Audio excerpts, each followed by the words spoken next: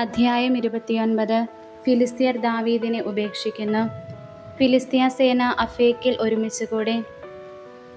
ഇസ്രായേല്യർ ജസ്രയേലിലുള്ള നീർച്ചാലിനടുത്ത് പാളയമടിച്ചു. ഫിലിസ്തീയ പ്രഭുക്കന്മാർ 100 1000 മുന്നോട്ട് നീങ്ങി. ദാവീദും അനുയായികളും അക്കീഷിനോടൊത്ത് പിൻനിരയിലായിരുന്നു. അപ്പോൾ ഫിലിസ്തീയ സേനാധിപന്മാർ ചോദിച്ചു, ഈ ഹെബ്രായർ എന്താണ് ഇവിടെ ചെയ്യുന്നത്? അക്കീഷ് അവരോട് പറഞ്ഞു, ഇത് ദാവീദല്ലേ, ഇസ്രായേൽ രാജാവായ സാവൂളിൻ്റെ ഭൃത്യൻ. ദിവസങ്ങളല്ല വർഷങ്ങളായി അവൻ എന്നോട് കൂടെയായിട്ട്. എന്നെ അഭയം പ്രാപിച്ച നാൾ മുതൽ ഇന്നുവരെ അവനിലൊരു കുറ്റവും ഞാൻ കണ്ടില്ല. ഫിലിസ്തീയ സേനാധിപന്മാർ അവനോട് കോപത്തോടെ പറഞ്ഞു, അവനെ തിരിച്ചയക്കുക, അവന് കൊടുത്ത സ്ഥലത്തേക്ക് അവൻ പോകട്ടെ. യുദ്ധരംഗത്ത് വെച്ച് നമ്മുടെ ശത്രുവാകാതിരിക്കേണ്ടതിന് നമ്മോടൊത്ത് വരേണ്ട. നമ്മുടെ ആളുകളുടെ തല കൊണ്ടല്ലാതെ മറ്റെന്തുകൊണ്ടാണ് അവൻ തൻ്റെ യജമാനനെ പ്രസാദിപ്പിക്കുക? ഇവനെ പറ്റിയല്ലേ അവർ ആടിപ്പാടുന്നത്? സാവൂൾ 1000 കൊന്നു, ദാവീദ് 10,000. അക്കീഷ് ദാവീദിനെ വിളിച്ചു പറഞ്ഞു, തീർച്ചയായും നീ സത്യസന്ധനാണ്. പാളയത്തിൽ എന്നോട് കൂടെയുള്ള നിന്റെ പെരുമാറ്റം എനിക്ക് തൃപ്തികരമായിരുന്നു. നീ എൻ്റെ അടുക്കൽ വന്ന നാൾ മുതൽ ഇന്നുവരെയും ഞാൻ നിന്നിൽ ഒരു കുറ്റവും കണ്ടില്ല. എന്നാൽ പ്രഭുക്കന്മാർക്ക് നീ സ്വീകാര്യനല്ല. ആകയാൽ നീ ഇപ്പോൾ മടങ്ങിപ്പോവുക. ഫിലിസ്തീയ പ്രഭുക്കന്മാർക്ക് അനിഷ്ടമുണ്ടാകാതിരിക്കാൻ സമാധാനത്തോടെ തിരികെ പോയിക്കൊള്ളുക. ദാവീദ് ചോദിച്ചു, ഞാൻ എന്താണ് ചെയ്തത്? എൻ്റെ യജമാനനായ രാജാവിൻ്റെ ശത്രുകരങ്ങൾക്കെതിരായി യുദ്ധത്തിന് പോകാതിരിക്കാൻ മാത്രം അങ്ങയുടെ സന്നിധിയിൽ വന്ന നാൾ മുതൽ ഇന്നുവരെ എന്ത് തെറ്റാണ് അങ്ങെന്നിൽ കണ്ടത്? അക്കീഷ് പറഞ്ഞു, നീ എൻ്റെ മുൻപിൽ ദൈവദൂതനെ പോലെ നിഷ്കളങ്കനാണ്. എന്നാൽ നീ ഞങ്ങളോടൊത്ത് യുദ്ധത്തിന് പോരണ്ട എന്നാണ് ഫിലിസ്തീയ സേനാധിപന്മാർ പറയുന്നത്. ആകയാൽ നീ അനുചരന്മാരോടൊത്ത് അതിരാവിലെ വെട്ടം വീഴുമ്പോൾ തന്നെ പോയിക്കൊള്ളുക. അതനുസരിച്ച് ദാവീദ് അനുചരന്മാരോടൊത്ത് ഫിലിസ്തീയ ദേശത്തേക്ക് മടങ്ങി. ഫിലിസ്ത്യരാകട്ടെ ജസ്രയിലേക്കും പോയി. അധ്യായം 30. അമലേക്കരുമായി യുദ്ധം. ദാവീദും അനുയായികളും 3-ാം ദിവസം സിഗ്ലാഗിലെത്തിയപ്പോഴേക്കും അമലേക്യർ നെഗേബും സിക്ലാലും ആക്രമിച്ചു കഴിഞ്ഞിരുന്നു. അവർ സിക്ലാഗ് പിടിച്ചടക്കി അഗ്നിക്കിരയാക്കി. സ്ത്രീകളെയും പ്രായഭേദമന്യേ മറ്റുള്ളവരെയും തടവുകാരായി പിടിച്ചുകൊണ്ടുപോയി. ആരെയും കൊന്നില്ല. ദാവീദും അനുയായികളും നഗരത്തിലെത്തിയപ്പോൾ അത് അഗ്നിക്കിരയായതായും തങ്ങളുടെ ഭാര്യമാരെയും പുത്രീപുത്രന്മാരെയും അടിമകളായി പിടിച്ചുകൊണ്ടുപോയതായും കണ്ടു. ദാവീദും അനുയായികളും ശക്തി കെടുന്നതുവരെ കരഞ്ഞു. ദാവീദിൻ്റെ ഭാര്യമാരായ ജസ്രയേൽക്കാരി അഹിനോവാനും നാബാലിൻ്റെ വിധവ കാർമലിൽ നിന്നുള്ള അബിഗായിലും തടവുകാരായി പിടിക്കപ്പെട്ടിരുന്നു. ദാവീദ് അത്യധികം ദുഃഖിതനായി. തങ്ങളുടെ പുത്രീപുത്രന്മാരെയോർത്ത് കടുത്ത അമർഷമുണ്ടായതുകൊണ്ട് അവനെ കല്ലെറിയണമെന്ന് ജനം പറഞ്ഞു. എന്നാൽ അവൻ തൻ്റെ ദൈവമായ കർത്താവിൽ ശരണം വെച്ചു. ദാവീദ് അഹിമലേക്കിൻ്റെ മകനും പുരോഹിതനുമായ അബിയാഥറിനോട് പറഞ്ഞു, എഫോദ് എൻ്റെ അടുക്കൽ കൊണ്ടുവരിക. അബിയാഥർ അത് കൊണ്ടുവന്നു. ദാവീദ് കർത്താവിനോട് ആരാഞ്ഞു, ഞാൻ കവർച്ചക്കാരെ പിന്തുടരണമോ? ഞാൻ അവരെ പിടികൂടുമോ? കർത്താവ് അരുളി ചെയ്തു, പിന്തുടരുക. തീർച്ചയായും നീ അവരെ പിടികൂടി സകലരെയും വീണ്ടെടുക്കും. ദാവീദ് തൻ്റെ 600 അനുചരന്മാരോടുകൂടെ ബസോർ നീർച്ചാലിനടുത്തെത്തി. കുറേ പേർ അവിടെ തങ്ങി. ദാവീദ് 400 പേരോടൊത്ത് മുന്നേറി. 200 പേർ ക്ഷീണിച്ചവശരായി ബസോർ അരുവി കടക്കാനാവാതെ അവിടെ തങ്ങി. അവർ ഒരു ഈജിപ്തുകാരനെ വെളിമ്പ്രദേശത്ത് കണ്ടു. അവനെ ദാവീദിൻ്റെ അടുക്കൽ കൊണ്ടുവന്നു. അവർ കൊടുത്ത അപ്പം അവൻ ഭക്ഷിച്ചു. കുടിക്കാൻ വെള്ളവും അത്തിപ്പഴം കൊണ്ടുള്ള ഒരു കഷണം അടയും 1 കുല ഉണക്കമുന്തിരിയും അവന് കൊടുത്തു. ഭക്ഷിച്ചു കഴിഞ്ഞപ്പോൾ അവന് ഉണർവുണ്ടായി. 3 രാത്രിയും പകലും അവനൊന്നും തിന്നുകയോ കുടിക്കുകയോ ചെയ്തിട്ടില്ലായിരുന്നു. ദാവീദ് അവനോട് ചോദിച്ചു, നീ ആരാണ്? എവിടെ നിന്ന് വരുന്നു? അവൻ പ്രതിവചിച്ചു, ഒരമലേക്കിൻ്റെ വേലക്കാരനായ ഈജിപ്തുകാരനാണ് ഞാൻ. 3 ദിവസം മുൻപ് എനിക്കൊരു രോഗം പിടിപെട്ടതിനാൽ യജമാനൻ എന്നെ ഉപേക്ഷിച്ചു. ഞങ്ങൾ കെത്യരുടെ തെക്കുഭാഗത്ത് ആക്രമിച്ചു. സിക്ലാഗ് തീ വെച്ച് നശിപ്പിച്ചു. ദാവീദ് അവനോട് ചോദിച്ചു, ആ സംഘത്തിൻ്റെ അടുക്കലേക്ക് നിനക്കെന്നെ കൊണ്ടുപോകാമോ? അവൻ പറഞ്ഞു, അങ്ങ് എന്നെ കൊല്ലുകയില്ലെന്നും എൻ്റെ യജമാനൻ്റെ കയ്യിൽ എന്നെ ഏൽപ്പിക്കുകയില്ലെന്നും ദൈവനാമത്തിൽ സത്യം ചെയ്താൽ ഞാൻ അങ്ങയെ ആ സംഘത്തിൻ്റെ അടുക്കലെത്തിക്കാം. അവൻ ദാവീദിനെ കൂട്ടിക്കൊണ്ട് ചെല്ലുമ്പോൾ അവർ തിന്നും കുടിച്ചും നൃത്തം ചെയ്തും ആ പ്രദേശത്തെല്ലാം വിഹരിക്കുകയായിരുന്നു. അവർ ഫിലിസ്തീയ ദേശത്തു നിന്നും യൂദായുടെ പ്രദേശത്തു നിന്നും ധാരാളം കൊള്ളവസ്തുക്കൾ തട്ടിയെടുത്തിരുന്നു. അന്ന് സന്ധ്യ മുതൽ പിറ്റേന്നാൾ സന്ധ്യ വരെ ദാവീദ് അവരെ കൊന്നൊടുക്കി. ഒട്ടകങ്ങളുടെ മേൽ കയറി ഓടിപ്പോയ 400 പേരൊഴികെ മറ്റാരും രക്ഷപ്പെട്ടില്ല. അമലേക്യർ തട്ടിയെടുത്തതെല്ലാം ദാവീദ് വീണ്ടെടുത്തു. തൻ്റെ 2 ഭാര്യമാരെയും രക്ഷപ്പെടുത്തി. അവർ അപഹരിച്ചതൊന്നും പുത്രന്മാരോ പുത്രിമാരോ ചെറുതോ വലുതോ ആയ മറ്റു വസ്തുക്കളോ ദാവീദിന് നഷ്ടപ്പെട്ടില്ല. അവൻ എല്ലാം വീണ്ടെടുത്തു. ആടുമാടുകളെയെല്ലാം അവൻ മുൻപിൽ വിട്ടു. ഇവ ദാവീദിൻ്റെ കൊള്ളവസ്തുക്കളെന്ന് അവയെ തെളിയിച്ചിരുന്നവർ പറഞ്ഞു. തൻ്റെ കൂടെ പോരാൻ സാധിക്കാതെ ക്ഷീണിച്ചവശരായി ബസോർ നീർച്ചാലിനടുത്ത് താമസിച്ചിരുന്ന 200 പേരുടെ അടുക്കലേക്ക് ദാവീദ് ചെന്നു. അവർ അവനെയും അവൻ്റെ കൂടെ പോയിരുന്നവരെയും എതിരേൽക്കാൻ ഇറങ്ങിച്ചെന്നു. ദാവീദ് അടുത്തു ചെന്ന് അവരെ അഭിവാദനം ചെയ്തു. ദാവീദിനോടൊപ്പം പോയിരുന്നവരിൽ ദുഷ്ടരും നീചരുമായവർ പറഞ്ഞു, അവർ നമ്മോട് പോരാതിരുന്നതിനാൽ നാം വീണ്ടെടുത്ത കൊള്ളവസ്തുക്കളിൽ ഒന്നും അവർക്ക് കൊടുക്കരുത്.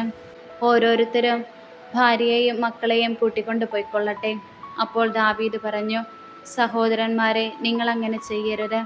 കൊള്ളക്കാരായ ശത്രുക്കളിൽ നിന്ന് നമ്മെ രക്ഷിച്ച് അവരെ നമ്മുടെ കയ്യിൽ ഏൽപ്പിച്ചു തന്ന കർത്താവിൻ്റെ ദാനങ്ങളാണിവ. ഇക്കാര്യത്തിൽ നിങ്ങളുടെ വാക്കുകൾ ആരു കേൾക്കും? യുദ്ധത്തിന് പോകുന്നവൻ്റെയും ഭാണ്ഡം സൂക്ഷിക്കുന്നവൻ്റെയും ഓഹരി സമമായിരിക്കണം. അന്നു മുതൽ ഇന്ന് വരെ ഇസ്രായേൽ ഇതൊരു ചട്ടവും നിയമവുമായി തീർന്നു. ദാവീദ് സിക്ലാഗിലെത്തി. കൊള്ളവസ്തുക്കളിൽ ഒരു ഭാഗം തൻ്റെ സുഹൃത്തുക്കളായ യൂദായിലെ ശ്രേഷ്ഠന്മാർക്ക് കൊടുത്തയച്ചുകൊണ്ട് പറഞ്ഞു, കർത്താവിൻ്റെ ശത്രുക്കളെ കൊള്ളയടിച്ചതിൽ നിന്ന് ഇതാ നിങ്ങൾക്കൊരു സമ്മാനം. ബഥേൽ, നെഗേബിലെ റാമോത്ത്, യത്തീർ എന്നിവിടങ്ങളിലുള്ളവർക്കും അരോവർ, സിഫ്മോത്ത്, എഷ്തെമോവ, റാക്കാൽ, ജറാമീലരുടെയും കേന്യരുടെയും പട്ടണങ്ങൾ, ഹോർമ, ബൊറാശാൻ, അത്താക്ക്, ഹെബ്രോൺ എന്നിങ്ങനെ ദാവീദും അവൻ്റെ ആളുകളും ചുറ്റിത്തിരിഞ്ഞ സ്ഥലങ്ങളിലുള്ള എല്ലാവർക്കും ഓരോ ഭാഗം കൊടുത്തയച്ചു. അധ്യായം 31. സാവൂളിൻ്റെയും പുത്രന്മാരുടെയും മരണം. ഫിലിസ്ത്യർ ഇസ്രായേലിനോട് യുദ്ധം ചെയ്തു. ഇസ്രായേല്യർ ഫിലിസ്ത്യരോട് തോറ്റോടി ഗിൽബോവ കുന്നിൽ മരിച്ചു വീണു. ഫിലിസ്ത്യർ സാവൂളിനെയും പുത്രന്മാരെയും അനുധാവനം ചെയ്ത് അവൻ്റെ പുത്രന്മാരായ ജോനാഥനെയും അബിനാദാബിനെയും മൽക്കിഷുവായെയും വധിച്ചു. സാവൂളിന് ചുറ്റും ഉഗ്രമായ പോരാട്ടം നടന്നു. വില്ലാളികൾ അവൻ്റെ രക്ഷാനിര ഭേദിച്ച് അവനെ മാരകമായി മുറിവേൽപ്പിച്ചു. സാവൂൾ തൻ്റെ ആയുധവാഹകനോട് പറഞ്ഞു, ഈ അപരിചരിതർ എന്നെ അപമാനിക്കുകയും കുത്തിക്കൊല്ലുകയും ചെയ്യാതിരിക്കേണ്ടതിന് വാളൂരി എന്നെ കൊല്ലുക. പക്ഷേ അവനത് ചെയ്തില്ല. അവൻ അത്യധികം ഭയപ്പെട്ടിരുന്നു. അതിനാൽ സാവൂൾ സ്വന്തം വാളിന്മേൽ വീണു മരിച്ചു. സാവൂൾ മരിച്ചെന്ന് കണ്ടപ്പോൾ ആയുധവാഹകനും തൻ്റെ വാളിന്മേൽ വീണ് അവനോടൊത്തു മരിച്ചു. ഇങ്ങനെ സാവൂളും 3 പുത്രന്മാരും ആയുധവാഹകനും മറ്റു ആളുകളും അന്ന് ഒന്നിച്ചു മരിച്ചു. താഴ്വരയുടെ അപ്പുറത്തും ജോർദാൻ്റെ അക്കരെയുമുണ്ടായിരുന്ന ഇസ്രായേല്യർ തങ്ങളുടെ ആളുകൾ ഓടിപ്പോയെന്നും സാവൂളും പുത്രന്മാരും മരിച്ചെന്നും കണ്ടപ്പോൾ നഗരങ്ങൾ വിട്ട് ഓടിപ്പോയി. ഫിലിസ്ത്യർ വന്ന് അവിടെ താമസം തുടങ്ങുകയും ചെയ്തു. കൊല്ലപ്പെട്ടവരുടെ വസ്ത്രമൊരിയാൻ ഫിലിസ്ത്യർ പിറ്റേ ദിവസം വന്നപ്പോൾ സാവൂളും പുത്രന്മാരും ഗിൽബോവ കുന്നിൽ മരിച്ചു കിടക്കുന്നത് കണ്ടു. അവർ അവൻ്റെ തല വെട്ടി ആയുധങ്ങൾ അഴിച്ചെടുത്തു. ഫിലിസ്ത്യ രാജ്യത്തൊട്ടാകെ തങ്ങളുടെ വിഗ്രഹങ്ങളോടും ജനങ്ങളോടും ഈ സദ്വാർത്ത അറിയിക്കാൻ ദൂതന്മാരെ അയച്ചു. സാവൂളിൻ്റെ ആയുധം അവർ അസ്താർത്തെ ദേവതകളുടെ ക്ഷേത്രത്തിൽ വെച്ചു. അവൻ്റെ ശരീരം ബത്ഷാന്റെ ഭിത്തിയിൽ കെട്ടിത്തൂക്കി. ഫിലിസ്ത്യർ സാവൂളിനോട് ചെയ്തത് യാബേഷ് ഗിലെയാദ് നിവാസികൾ കേട്ടപ്പോൾ യുദ്ധവീരന്മാർ രാത്രി മുഴുവൻ സഞ്ചരിച്ച് ബത്ഷാന്റെ ഭിത്തിയിൽ നിന്ന് സാവൂളിൻ്റെയും പുത്രന്മാരുടെയും ശരീരമെടുത്ത് യാബേഷിൽ കൊണ്ടുവന്ന് ദഹിപ്പിച്ചു. അവരുടെ അസ്ഥികൾ യാബേഷിലെ പിജുല വൃക്ഷത്തിൻ്റെ ചുവട്ടിൽ സംസ്കരിച്ചു. അവർ 7 ദിവസം ഉപവസിച്ചു. സാമുവേലിൻ്റെ 2-ാം പുസ്തകത്തിൽ നിന്നുള്ള വായന. അധ്യായം 1. സാവൂളിൻ്റെ മരണവാർത്ത. സാവൂളിൻ്റെ മരണത്തിന് ശേഷം ദാവീദ് അമലേക്കിനെ കീഴടക്കി. മടങ്ങി വന്ന് സിക്ലാഗിൽ 2 ദിവസം പാർത്തു. മൂന്നാം ദിവസം സാവൂളിൻ്റെ പാളയത്തിൽ നിന്ന് ഒരാൾ വസ്ത്രം കീറിക്കൊണ്ടും തലയിൽ പൂഴി വാരിയിട്ടുകൊണ്ടും ദാവീദിൻ്റെ അടുക്കൽ വന്ന് സാഷ്ടാംഗം നമസ്കരിച്ചു. നീ എവിടെ നിന്ന് വരുന്നു എന്ന് ദാവീദ് ചോദിച്ചതിന്, ഇസ്രായേൽ പാളയത്തിൽ നിന്ന് ഞാൻ ഓടിപ്പോന്നിരിക്കുകയാണ് എന്ന് അവൻ മറുപടി നൽകി. ദാവീദ് വീണ്ടും ചോദിച്ചു, എന്തുണ്ടായി? പറയൂ. അവൻ മറുപടി പറഞ്ഞു, നമ്മുടെ സൈന്യം തോറ്റോടി, ഒട്ടേറെ പേർ മരിച്ചു വീണു, സാവൂളും മകൻ ജോനാഥാനും കൊല്ലപ്പെട്ടു. ദാവീദ് അവനോട് ചോദിച്ചു, സാവൂളും ജോനാഥാനും മരിച്ചെന്ന് നീ എങ്ങനെ അറിഞ്ഞു? അവൻ പറഞ്ഞു, യാദൃച്ഛയാ ഞാൻ ഗിൽബോവ കുന്നിലെത്തി. അവിടെ സാവൂൾ കുന്തമൂന്നി നിൽക്കുന്നതും ശത്രുക്കളുടെ രഥങ്ങളും കുതിരപ്പടയും അവൻ്റെ അടുത്തേക്ക് പാഞ്ഞു വരുന്നതും ഞാൻ കണ്ടു. അവൻ തിരിഞ്ഞു നോക്കിയപ്പോൾ എന്നെ കണ്ട് എന്നെ വിളിച്ചു. ഞാൻ വിളി കേട്ടു. അവൻ ചോദിച്ചു, നീ ആരാണ്? ഒരു അമലേക്കൻ, ഞാൻ മറുപടി പറഞ്ഞു. അവൻ എന്നോട് പറഞ്ഞു, വന്നെന്നെ കൊല്ലുക, ഞാനിതാ വേദന കൊണ്ട് നീറുന്നു, എൻ്റെ പ്രാണൻ വിട്ടുപോകുന്നില്ലല്ലോ. അപ്പോൾ ഞാൻ അടുത്തു ചെന്ന് അവനെ വധിച്ചു. അവൻ വീണുപോയാൽ മരിക്കുമെന്ന് എനിക്ക് ഉറപ്പായിരുന്നു. അവൻ ധരിച്ചിരുന്ന കിരീടവും തോൾവളയും ഞാൻ എടുത്തു. അവ ഇതാ അങ്ങയുടെ അടുക്കൽ ഞാൻ കൊണ്ടുവന്നിരിക്കുന്നു. അപ്പോൾ ദാവീദ് ദുഃഖാതിരേകത്താൽ വസ്ത്രം കീറി. കൂടെയുള്ളവരും അങ്ങനെ ചെയ്തു. സാവൂളും മകൻ ജോനാഥാനും കർത്താവിൻ്റെ ജനമായ ഇസ്രായേൽ കുടുംബാംഗങ്ങളും യുദ്ധത്തിൽ കൊല്ലപ്പെട്ടതിനാൽ അവർ ദുഃഖിച്ച് വിലപിക്കുകയും സന്ധ്യ വരെ ഉപവസിക്കുകയും ചെയ്തു. വിവരം പറഞ്ഞ യുവാവിനോട്, നീ എവിടെ നിന്ന് വരുന്നു എന്ന് ദാവീദ് ചോദിച്ചതിന്, ഇവിടെ വന്ന് പാർക്കുന്ന ഒരു അമലേക്കൻ എന്നവൻ ഉത്തരം നൽകി. ദാവീദ് അവനോട് ചോദിച്ചു, കർത്താവിൻ്റെ അഭിഷിക്തനെ വധിക്കാൻ കൈ നീട്ടുന്നതിന് നീ എങ്ങനെ ധൈര്യപ്പെട്ടു?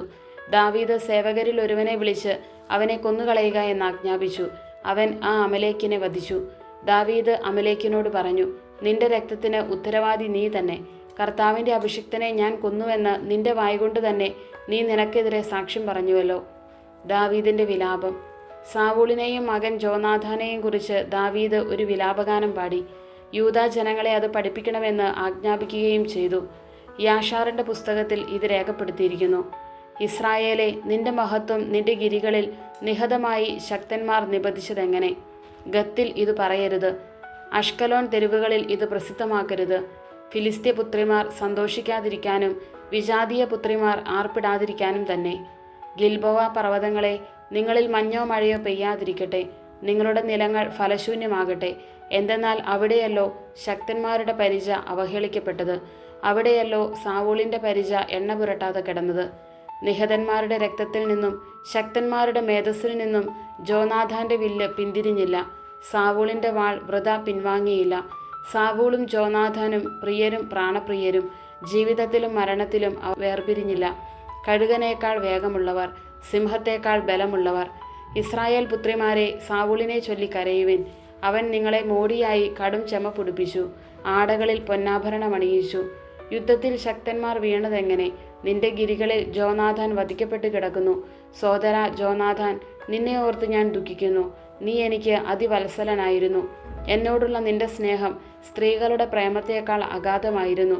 ശക്തന്മാർ വീണുപോയതും ആയുധങ്ങൾ തകർന്നു പോയതുമെങ്ങനെ? അധ്യായം 2. ദാവീദ് അഭിഷിക്തൻ. ദാവീദ് കർത്താവിനോട് ആരാഞ്ഞു, യൂദയായിലെ ഏതെങ്കിലും നഗരത്തിലേക്ക് ഞാൻ പോകണമോ? പോകൂ, കർത്താവ് മറുപടി നൽകി. ദാവീദ് വീണ്ടും ചോദിച്ചു, ഏത് നഗരത്തിലേക്കാണ് പോകേണ്ടത്? ഹെബ്രോണിലേക്ക്, അവിടുന്ന് അരുളി ചെയ്തു. ദാവീദ് അങ്ങോട്ട് പോയി. ജസ്രേൽക്കാരി അഹിനോവാം, കാർമൽക്കാരൻ നാബാലിൻ്റെ വിധവ അബിഗായിൽ എന്നീ 2 ഭാര്യമാരും അവനോടൊപ്പം ഉണ്ടായിരുന്നു.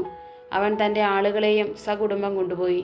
അവർ ഹെബ്രോണിൻ്റെ ചുറ്റുമുള്ള പട്ടണങ്ങളിൽ പാർത്തു. യൂദായിലെ ജനങ്ങൾ വന്ന് ദാവീദിനെ തങ്ങളുടെ രാജാവായി അഭിഷേകം ചെയ്തു. യാബേഷ് ഗിലെയാദിലെ ആളുകളാണ് സാവൂളിനെ സംസ്കരിച്ചതെന്ന് അവർ ദാവീദിനോട് പറഞ്ഞു. അപ്പോൾ ദാവീദ് ദൂതന്മാരെ അയച്ച് യാബേഷ് ഗിലെയാദിലെ ആളുകളോട് പറഞ്ഞു, കർത്താവ് നിങ്ങളെ അനുഗ്രഹിക്കട്ടെ. നിങ്ങളുടെ രാജാവായ സാവൂളിൻ്റെ ശവസംസ്കാരം നടത്തി അവനോട് നിങ്ങൾ ഇത്രയും ദയ കാണിച്ചിരിക്കുന്നുവല്ലോ. കർത്താവ് നിങ്ങളോട് ദയയും വിശ്വസ്തതയും കാണിക്കുമാറാകട്ടെ. നിങ്ങളിത് ചെയ്തതുകൊണ്ട് ഞാനും നിങ്ങളോട് ദയ കാണിക്കും. നിങ്ങളുടെ കരങ്ങൾ ശക്തമായിരിക്കട്ടെ, ധീരന്മാരായിരിക്കുവിൻ. നിങ്ങളുടെ യജമാനനായ സാവൂൾ മരിച്ചു. യൂദാഭവനം തങ്ങളുടെ രാജാവായി എന്നെ അഭിഷേകം ചെയ്തിരിക്കുന്നു. നേറിൻ്റെ മകനും സാവൂളിൻ്റെ സൈന്യാധിപനുമായ അബ്നേർ സാവൂളിൻ്റെ മകൻ ഇഷ്ബോഷത്തിനെ മഹനയീമിലേക്ക് കൂട്ടിക്കൊണ്ടുപോയിരുന്നു. അബ്നേർ അവനെ Gilead, Asher, Jezreel, Ephraim, Benjamin തുടങ്ങി ഇസ്രായേൽ മുഴുവനിലും രാജാവായി വാഴിച്ചു. രാജാവാകുമ്പോൾ സാവൂളിൻ്റെ മകൻ ഇഷ്ബോഷത്തിന് 40 വയസ്സായിരുന്നു. അവൻ 2 വർഷം ഭരിച്ചു. എന്നാൽ യൂദാഭവനം ദാവീദിനോട് ചേർന്ന് നിന്നു. ദാവീദ് യൂദാഭവനത്തിൽ രാജാവായി. ഹെബ്രോണിൽ 7 വർഷവും 6 മാസവും ഭരിച്ചു. നേറിൻ്റെ മകൻ അബ്നേറും സാവൂളിൻ്റെ മകനായ ഇഷ്ബോഷത്തിൻ്റെ ദാസന്മാരും മഹനയീമിൽ നിന്ന് ഗിബെയോനിലേക്ക് പോയി. സെരൂയയുടെ മകൻ യോവാബും ദാവീദിൻ്റെ ഭൃത്യന്മാരും ഗിബെയോനിലെ കുളത്തിനരികെ വെച്ച് അവരെ കണ്ടുമുട്ടി. അവർ കുളത്തിന് ഇരുവശത്തായി ഇരുന്നു. അബ്നേർ യോവാബിനോട് പറഞ്ഞു, യുവാക്കൾ എഴുന്നേറ്റ് നമ്മുടെ മുൻപാകെ പയറ്റി നോക്കട്ടെ. അങ്ങനെയാകട്ടെ, യോവാബ് പ്രതിവചിച്ചു. സാവൂളിൻ്റെ മകൻ ഇഷ്ബോഷത്തിൻ്റെ ഭാഗത്തു നിന്ന് ബെഞ്ചമിൻ ഗോത്രത്തിൽപ്പെട്ട 12 പേർ എഴുന്നേറ്റ് ദാവീദിൻ്റെ ഭൃത്യന്മാരിൽ 12 പേരുമായി ഏറ്റുമുട്ടി. ഓരോരുത്തനും എതിരാളിയെ തലയ്ക്ക് പിടിച്ച് അവൻ്റെ പള്ളയ്ക്ക് വാൾ കുത്തിയിറക്കി. അങ്ങനെ അവരെല്ലാം ഒരുമിച്ച് മരിച്ചു വീണു. അതുകൊണ്ട് ഗിബെയോനിലെ ആ സ്ഥലത്തിന് ഹെൽക്കത്ത് ഹസൂറിം എന്നു പേരുണ്ടായി. അന്നത്തെ യുദ്ധം അത്യുഗ്രമായിരുന്നു. ദാവീദിൻ്റെ ഭൃത്യന്മാരുടെ മുൻപിൽ അബ്നേറും ഇസ്രായേൽക്കാരും തോറ്റോടി. യോവാബ്, അബിഷായി, അസഹേൽ എന്നീ സെരൂയയുടെ 3 പുത്രന്മാരും അവിടെയുണ്ടായിരുന്നു. അസഹേൽ കാട്ടുമാനിനെ പോലെ ശീഘ്രഗാമിയായിരുന്നു. അസഹേൽ ഇടമലം തിരിയാതെ അബ്നേറിനെ പിന്തുടർന്നു. അബ്നേർ പിറകോട്ട് തിരിഞ്ഞു ചോദിച്ചു, ഇത് നീയോ അസഹേലേ? അതെ, ഞാൻ തന്നെ, അവൻ പറഞ്ഞു. അബ്നേർ അവനോട് പറഞ്ഞു, നീ വലത്തോട്ടോ ഇടത്തോട്ടോ തിരിഞ്ഞ് യോദ്ധാക്കളിൽ ആരെയെങ്കിലും കൊള്ളയടിച്ചു കൊള്ളുക. എന്നാൽ അസഹേൽ പിന്മാറാതെ അവനെ പിന്തുടർന്നു. അബ്നേർ അസഹേലിനോട് വീണ്ടും പറഞ്ഞു, എന്നെ പിന്തുടരുന്നത് മതിയാക്കൂ. ഞാൻ നിന്നെ എന്തിനു കൊല്ലണം? ഞാൻ നിന്റെ സഹോദരൻ യോവാബിൻ്റെ മുഖത്ത് എങ്ങനെ നോക്കും? എന്നിട്ടും അവൻ വിട്ടുമാറാൻ കൂട്ടാക്കിയില്ല. അതുകൊണ്ട് അബ്നേർ തൻ്റെ കുന്തത്തിൻ്റെ പിൻഭാഗം കൊണ്ട് അവൻ്റെ വയറിന് കുത്തി. വയർ തുളച്ച് കുന്തം പുറത്തു ചാടി. അവൻ അവിടെ തന്നെ മരിച്ചു വീണു. അവിടെ എത്തിയവരെല്ലാം സ്തബ്ധരായി നിന്നുപോയി. എന്നാൽ യോവാബും അബിഷായിയും അബ്നേറിനെ പിന്തുടർന്നു. സൂര്യൻ അസ്തമിച്ചപ്പോൾ അവൻ ഗിബെയോൻ മരുഭൂമിയിലേക്കുള്ള വഴിമധ്യേ കിടക്കുന്ന ഗീയായുടെ മുൻപിൽ സ്ഥിതി ചെയ്യുന്ന അമ്മായിൽ നിലയുറപ്പിച്ചു. അബ്നേർ യോവാബിനോട് വിളിച്ചു പറഞ്ഞു, നാം എന്നും യുദ്ധം ചെയ്തുകൊണ്ടിരിക്കണമോ?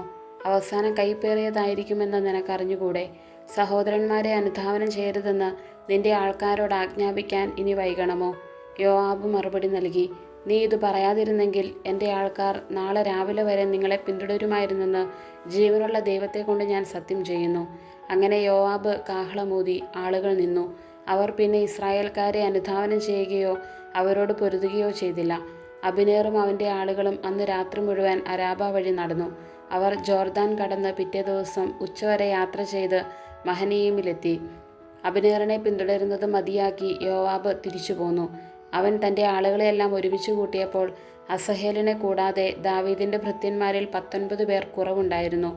ദാവീദിൻ്റെ സേവകരാകട്ടെ അബ്നേറിൻ്റെ ആളുകളായ ബെഞ്ചമിൻ ഗോത്രക്കാരിൽ 360 പേരെ വധിച്ചിരുന്നു. അവർ അസഹേലിനെ ബേത്ത്ലഹേമിൽ അവൻ്റെ പിതാവിൻ്റെ കല്ലറയിൽ അടക്കം ചെയ്തു. യോവാബും ആളുകളും രാത്രി മുഴുവൻ നടന്ന് നേരം പുലർന്നപ്പോൾ ഹെബ്രോനിലെത്തി.